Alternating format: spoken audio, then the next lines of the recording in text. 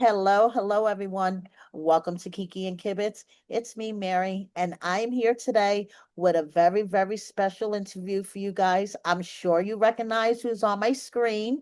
Stephanie, known for 90 Day and her business ventures afterwards. Hi, Stephanie. How are you? Hi, I'm good. How are you? Thank you for having me on your Oh, show. of course, of course. So we are here today to talk about Unfiltered and the collapse and all the drama behind it. But first, I want to ask you, what inspired you to start Unfiltered and how does it differ from other platforms? So, Unfiltered started in 2021, and it came after the initial threat that OnlyFans was going to ban adult content. And at that time, I was doing very well on OnlyFans for myself. That platform made it possible for me to buy a home. It made a lot of things in my life possible. But having the threat of that income taken away was very stressful for myself as well as other creators. So that is kind of when the concept of Unfiltered was born. And my idea was to create a community that was going to be run by a creator, myself, and was going to be a safe space for any type of content creator, not just explicit. Any content creator, to be able to earn money, to be able to connect with their fans and create a community. And I would say for a pretty large chunk of time, it did achieve that. And for that, I'm really proud. Obviously, things have, since then collapsed and the company has shut down. So, this is going to be my first time really sitting down with somebody and talking about what exactly happened, why it happened, and also, giving my statement to the creators who I still to this day really care about. So, before the controversy, what would you consider to be Unfiltered's biggest success story or one of the biggest success stories?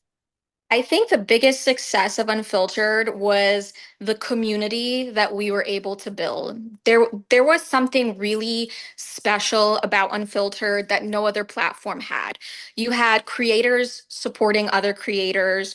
You had, creators promoting each other. You had creators giving each other advice. It really was like a tight-knit family at times. It felt that way. There was some drama, of course, as always in this industry. You have a lot of personalities, you have a lot of crazy shit, but it brought a lot of people together. It created a lot of friendships, and that was like the one thing that I unanimously heard from all of the creators is like, "Oh my gosh, I love this community. I've made so many friends. I've connected with so many people." And and it also enabled people to earn a little extra money, and to a lot of people, that little extra money, that $500 a month, really meant something. It was able to put food on their table. And, I miss that. I miss that sense of community that was on there because you don't have that on any other fan subscription platform. You don't even have that on YouTube, I want to No, say, no. so that's a real special type of community. Yeah. Once things started falling apart and content creators were unable to log on to Unfiltered, then there became a lot of online chatter about their content vanishing, not being able to get paid. How do you respond to all that?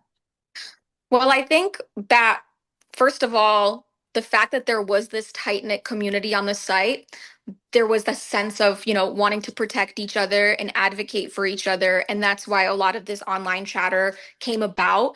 And I'm happy that it did. It deserved to. But unfortunately, with that chatter came a little bit of misinformation and, obviously some conspiracy theories about what actually happened with Unfiltered and what caused it to fall apart. And so the issue is much deeper, runs much deeper than most creators understand. This was never a matter of not wanting to pay creators. This never was a matter of anyone running off with anyone's money. This was more of an issue of we are in an industry that is heavily targeted by new banking regulations, government regulations, payment processors taking massive reserves of the money that's coming in because of chargebacks, because of scammers attacking the website, and also the insane overhead costs of running an operation, the server costs, the storage of the content, the employees, our security service that we use in order to age verify every single creator. All of these things add up to tens of thousands of dollars of overhead costs, and our profit margin is less than 20%. It's about 15 to 10% actually, because a lot of the creators were original creators of the platform and had that introductory 10% rate of the cut that was taken out of their funds. Right, And then when you take off the processing charges, which is another 3, 4%, the site is then left with like 5, 6% of a profit margin. And when you have a site that costs $20,000 plus to operate each month, you're always in the red. You're always in the negative, and it's like you're playing a losing game. And so I can say so much about that. I can talk about that. I could beat it like a dead horse. right, But, it's this industry is so incredibly difficult. And I'm telling you right now, Kiki, in the next year, you're going to see a lot of these other small sites, they're going to be shutting down the same way. And some of them will not be paying the creators at the end of it all. I was lucky to be able to do that. right. But like, that's why I think it's so important for creators to have a community and to discuss amongst each other what's happening and get second opinions before joining platforms, especially if it's a new platform. That community that we built on Unfiltered ultimately protected the creators, and I'm happy that there was a communication in the end. Right. So what do you say to the creators that said that they felt unsupported or misled during this time? Like it's a completely valid response. And I'm sure that creators are tired of being dicked around. Sex workers are a marginalized group of people. We don't have representation in the world. We don't have people advocating for us enough.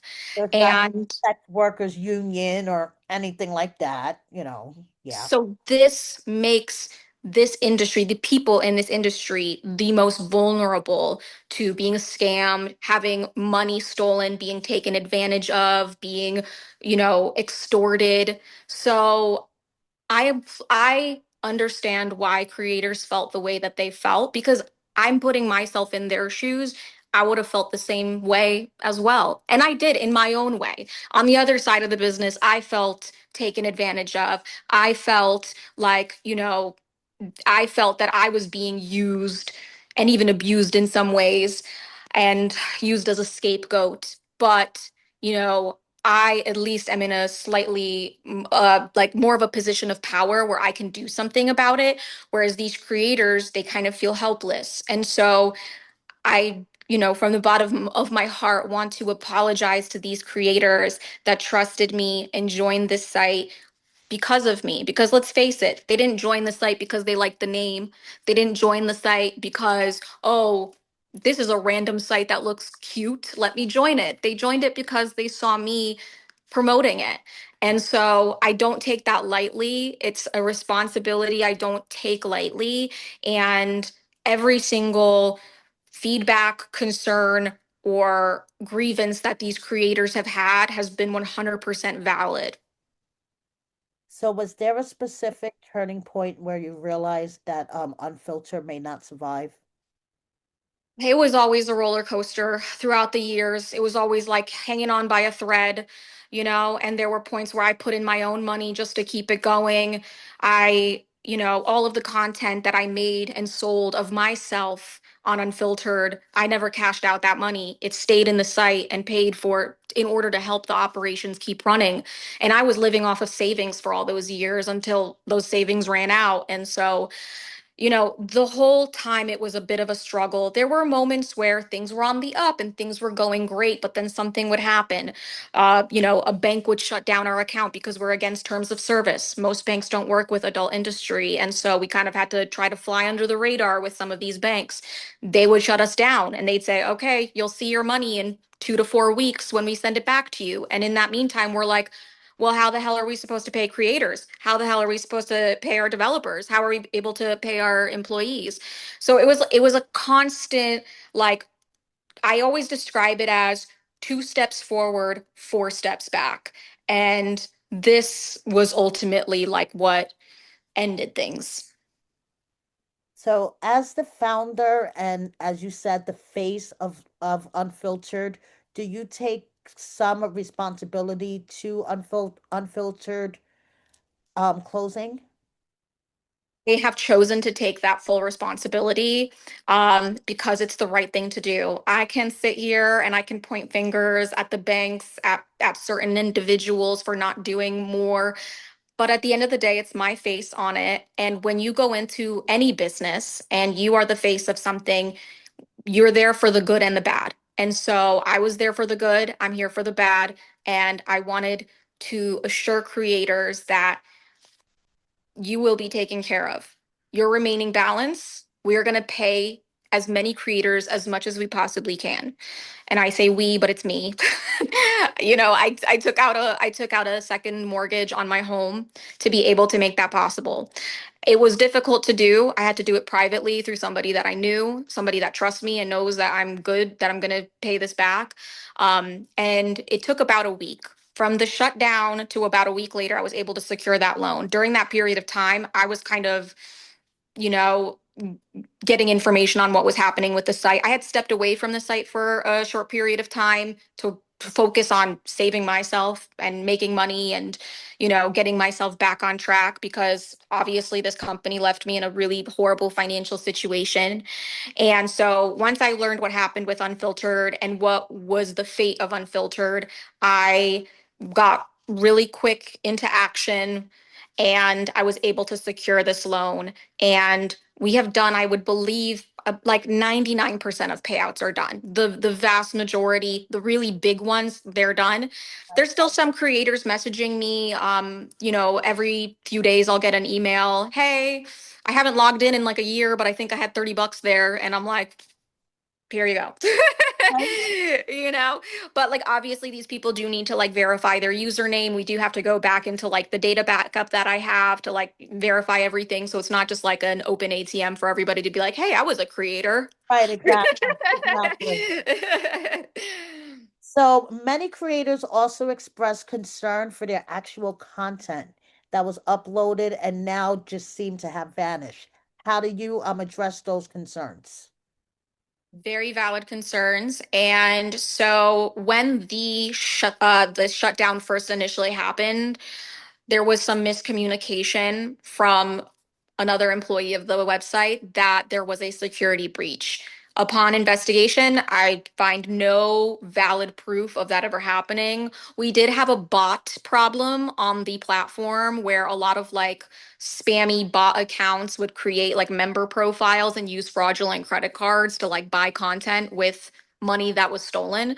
This was a thing that happened. This, I guess, is probably what led the belief that this was a security breach, but upon investigation, it was not.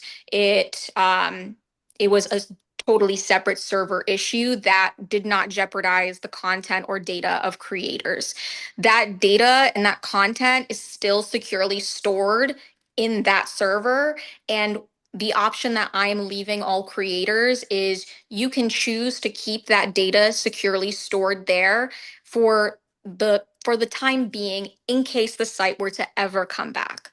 And I can't guarantee it will. But I'm also giving people the option to have all of their data and content permanently deleted and removed. And we are issuing with my lawyer a data deletion certificate for everyone to have on file. Okay, that is great to hear. Do you regret how you handled communication with creators? I feel that I was always in like a catch 22 position where if I communicated something, it would jeopardize either an NDA that I had, or it would jeopardize, for example, that loan that I was trying to get that first week. Right. Right. And that was my major concern, because obviously securing a loan is tricky when you're in this financial situation. Obviously, the lender, they see anything like this online, they're going to have second thoughts about giving you that money. And that was like my biggest fear, that first week. I was like, I just need to move quietly, make sure that nothing gets in the way of this loan. And there were so many times I wanted to talk to creators and tell them like more specific details, but because we've built this really tight knit community, there's a lot of communication amongst creators, and you tell one creator, And 50 that's it. creators no. Yeah, and then they start posting on Instagram stories, and I'm just like, I didn't want it to escalate that way, even though I wanted to tell people so badly. So that is why I actually did issue like a really vague, cryptic statement, sort of telling creators, hey, I got this under control. Like, don't worry, I got this. Just give me a little bit of time. I need to cook. Moves in silence. Yeah, Oh, yeah, done. yeah. So, is there one lesson that you learned from all this as a entrepreneur or a public figure? Oh my gosh, so many lessons, girl. I'm like, I could write a freaking book about everything I've learned. I guess, part of me regrets everything. Part of me is like, I wish this never happened. My life was so simple and easy, and I was like in such a better financial position like 3, 4 years ago before all of this. But then I'm also like, well, I don't want to regret everything, because I've met a lot of really amazing people. I have learned so many valuable lessons that in the future will protect me. And I hope that like maybe my story can like help creators in the future. So anybody who is looking to join a platform, do your due diligence, learn more about that platform. I've actually been deep diving on Reddit about some of these other smaller platforms that were our competitors, that were like very much so small fish in a big pond situation. A lot of them have the same issues that we had. They have cash flow issues. They have issues with banks and payment processors and payout processors. And so, a lot of this is going to come to a head in like the next year or so. I think a lot more sites are going to be shutting down, and it's unfortunate, but you're almost better off sticking to the big sites like OnlyFans, because they're the ones that, have been in the industry the longest. They might be like the big bad wolf, but at the end of the day, you can count on it at least, and you're not rolling the dice with a tech startup company that is having financial difficulties. So it sounds like this whole experience has kind of soured you from maybe thinking of starting another platform like Unfiltered in the future. Never in my life, never in my life. I have worked with a lot of people in this industry, and a lot of the people who've also founded other platforms, they want out. They're like, it's you can't. There's no winning here. It's impossible to succeed, to make money. One of the biggest misconceptions about me online is that I got rich doing this. Girl, I fucking wish. Fucking wish I did. You know, that was the plan. That was the plan. I wanted to make this my retirement plan and one day grow this into something big, but no, it just drained me mentally, physically, financially. And so, it's not all rainbows and sunshine and butterflies. This is an extremely difficult industry. And the next business, if I do start a new business, it's going to be like a matcha cafe or something. There we go. She said, I am done with adult content. It is plenty headaches. So what are your current sources of income? How do you So, so I am still a creator on OF, and that's kind of helped me right now when I've been dealing with all of this and all of these financial problems. I do have a content creator course, and I know a lot of people are going to say, Oh, well, why should she be teaching anyone how to be a creator? Like, look at how badly she failed at this. But like, I'll be honest, one thing I have never failed at is like monetizing my content. People did purchase my content and still do, and it's kind of what kept the lights on Unfiltered for a while. So, I think I am a pretty decent good content creator, and I do think I have a lot of experience in this industry, both back end and front end. So I think I do have a lot of knowledge in that respect. And that's, yeah, and I do TikTok. I'm a TikToker. TikTok actually came and saved the day for me. Earlier this year I had like $80 in my bank account, and I was like, I need to figure something out. So I like started making TikToks about the show Love is Blind. Yes. And so like it's funny because like, your account, you do a lot of commentary on like Love After Lockup and 90 Day Fiance. And I'm like, I get the hustle because like I did the same with Love is Blind. That's my favorite show. Right. So I do a lot of like commentary on like what's happening on the show. And those TikToks kind of blew up, and it's been a pretty good source of income. Not the most reliable though, because when the season's over, what the fuck do I do? At least for 90 days, the season is never over. Oh my God. I Lockup know. takes a break, okay? But 90 day, it's never over. We have more than enough content. So, Oh my gosh. girl, Grateful for those spin-offs. I know all those spin-offs. Do you think Unfiltered story and its collapse has affected your reputation in the reality TV world or the adult content world? I think that my reputation has always been bad. So I don't think that it like ruined an already not great reputation. If any, I think you have a bad reputation. I think it's because, the person I portray online and on social media is a little bit of like a parody of myself. And I think that people take it a little bit seriously. Like I did a video like pre-chewing food for toothless men. And like, it's satire, it's meant to be funny, but most people are like, is this bitch serious? And I'm kind of like over here laughing to myself, but I also realize that like, yeah, I probably come across as a dumb bitch online a lot. But to me it's funny, but like I guess I'm a little bit of a troll.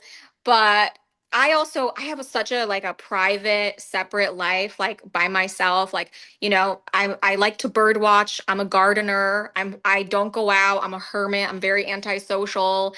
And I like, I'm very boring in real life. So when people like meet me in real life, they're like, oh, like you're so different than the person that you are online. And I kind of say, like, well, the person I am online is a little bit like a character or like a spoof of myself. And that's why when people talk shit about me, I don't get mad. I kind of laugh along with them because I'm like, yeah. Like they're talking about you, like you, Yeah, Stephanie. they're talking about what they saw online, which is Right. like a perverse exaggeration of who I am as a person.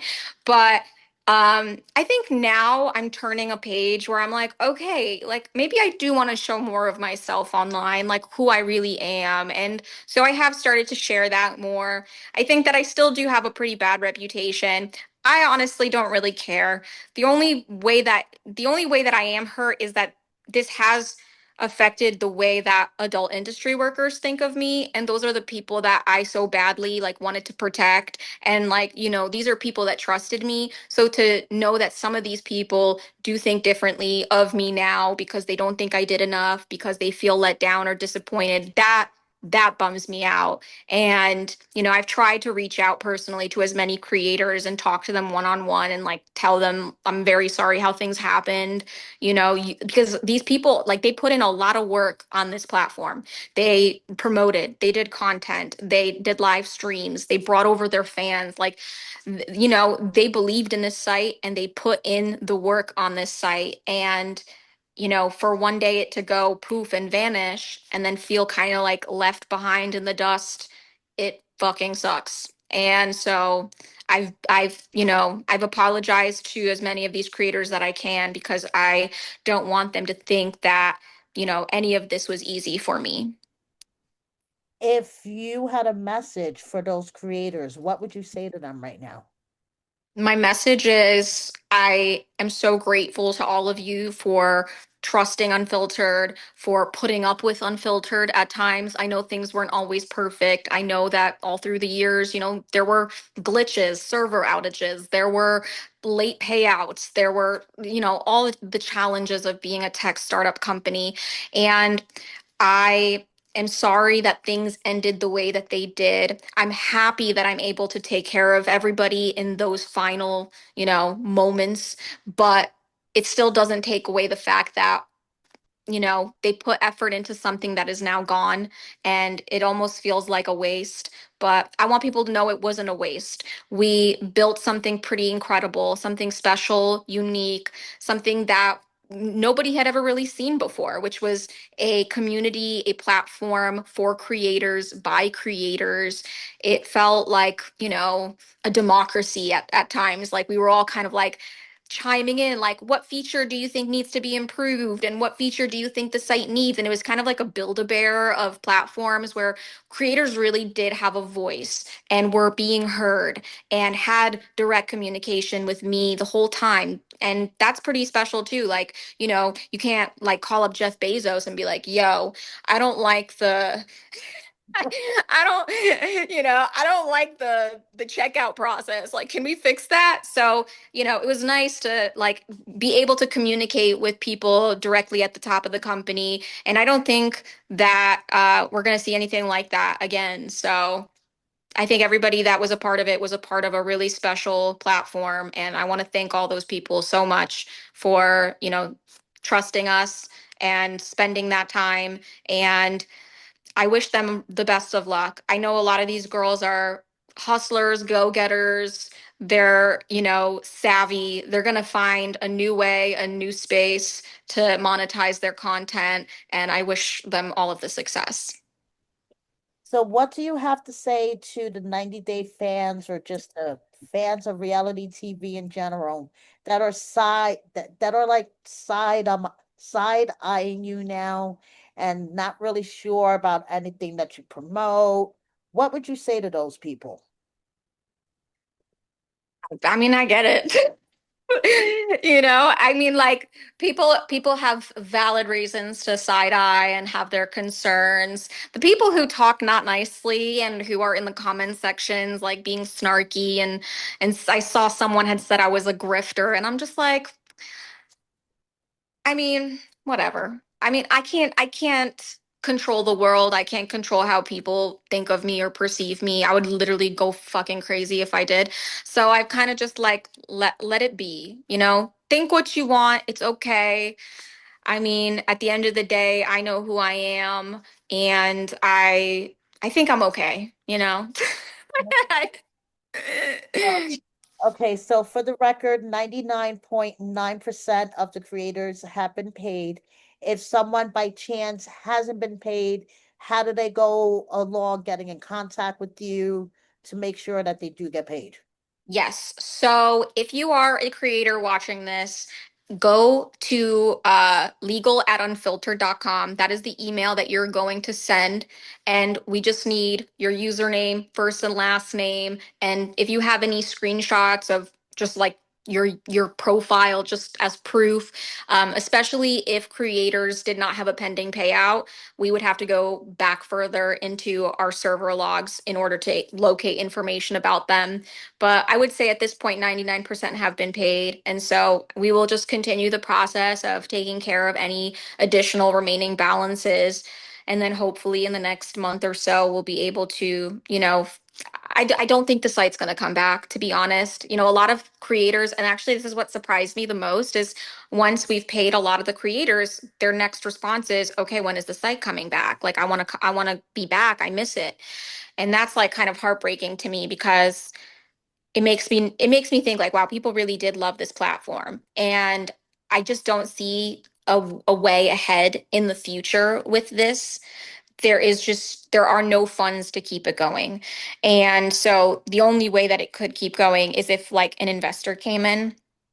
But then still, at the end of the day, this is a a company that is not profitable. So I mean, you need to invest money, but you also need to do things that are going to make it a profitable company so that it doesn't just keep losing money and then eventually you shut down. So, yeah, I'm not sure what the future is, but I do know that, everyone will be paid. And that's something that's really important to me. Perfect. Well, thank you so much, Stephanie, for joining me and for clearing everything up. I really, really appreciate it. And thank you, everybody, for watching us. Have a great day. Bye. Thank you. Bye.